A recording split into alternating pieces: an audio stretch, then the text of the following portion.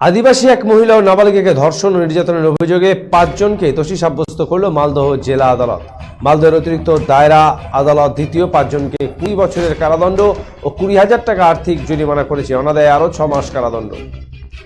জানা গিয়েছে 2021 সালের সেপ্টেম্বর মাসে বিয়ে বাড়ি থেকে বাড়ি ফেরার পথে আদিবাসী মহিলা ও তার নাবালিকাকে রাস্তা থেকে তুলে নিয়ে যায় 5 জন যুবক। এই মহিলাকে ধর্ষণ করে 2 যুবক, 3 যুবকের বিরুদ্ধে অন্য এক নাবালিকাকে যৌন নির্যাতন করার অভিযোগ ওঠে। হরিপুর থানা এলাকায় ঘটেছিল ঘটনাটি।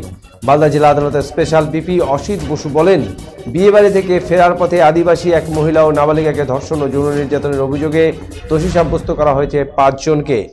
মোট 22 জনের সাক্ষী নেওয়া হয়েছে এই মামলায়। এদের মধ্যে 2 জনকে ভারতীয় দণ্ডবিধির ধারায় ধর্ষণের অভিযোগে দোষী সাব্যস্ত করা হয়েছে। বাকি 3 জনের বিরুদ্ধে যৌন নির্যাতনের অভিযোগ। 5 অভিযুক্ত হলেন বচ্চন হেমব্রম, জোসেন মাডি, সাইলেন সোরেন, মনোরঞ্জন হাঁসদা এবং মদন কিস্কু।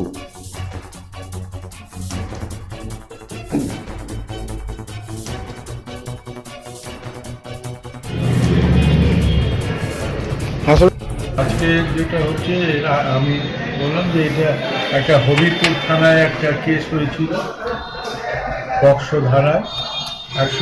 হরিপুর কেস নম্বর হচ্ছে 173/21 ডেটেড 9/6/21 তারিখে আন্ডার সেকশন 8/12 পক্সো অ্যাক্টে একটা মামলা রুজু হয়, ওখানে একটা মামলা হয় এবং সেই মামলায় 5 জন বিরুদ্ধে অভিযোগ করা হয় এবং তাদেরকে অ্যারেস্ট করা হয়। 5 জনই আদিবাসী সম্প্রদায়ের। অভিযোগ হচ্ছে এরা 2 জন আদিবাসী সম্প্রদায়ের মেয়েকে যৌন নিগ্রহ করেছে, ক্ষতিপূরণ এবং অনাদায়ে 6 মাস জেল এই সাজা ঘোষণা করা হয়। সাজাপ্রাপ্তদের আত্মীয় বিপুন হেমব্রম বলেন, তাদের বিরুদ্ধে দায়ের করা অভিযোগ সত্য নয়। তারা আইনজীবীদের পরামর্শ নিয়ে উচ্চ আদালতে যাওয়ার চেষ্টা করছেন। ঘটনাটা ঘটেছিল, প্রথমে বিয়ে বাড়িতে গিয়েছিল এরা 5 জন। এরা তো আসামি বলে দোষী করেছে। আমি বলি এরা দোষী নয়। যারা 2 জন মেয়ে ছিল বলেছে যে নাকি রেপ করেছে, হ্যানত্যান করেছে, কিন্তু এটা কিন্তু সম্পূর্ণ সাজানো গল্প, আমি এটা বলি।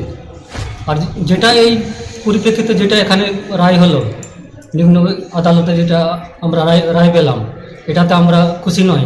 5 জনের 20 বছরের যেটা রায় দিয়েছে, সাজা দিয়েছে, এটাতে আমার মনোভূত নয়। যার জন্য এই কোর্ট ভিত্তি করে আমরা উচ্চ কোর্টে আমরা যেতে চাই।